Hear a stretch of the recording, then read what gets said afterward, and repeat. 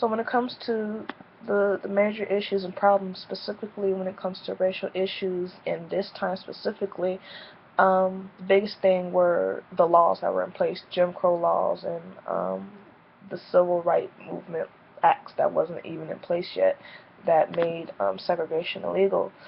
And around this time, especially in the South, compared to, say, if you're in California, it was like night and day.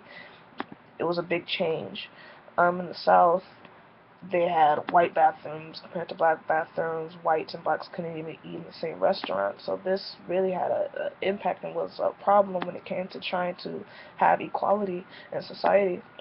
And even in sports, when around the 1800s they had an unwritten law that baseball was the white man's game, and that no other race was, say, allowed to even participate in the activities of baseball.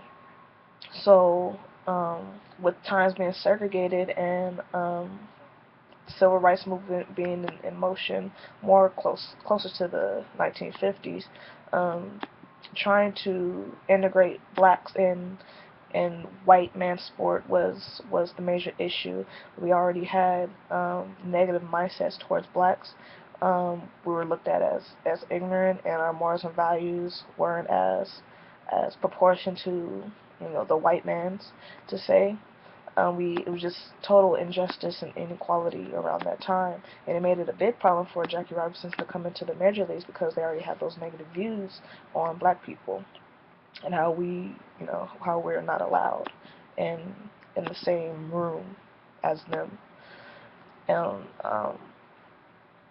with these thoughts being in place, as I said before, it made it hard to move forward to a better society, to a more accepting society for races.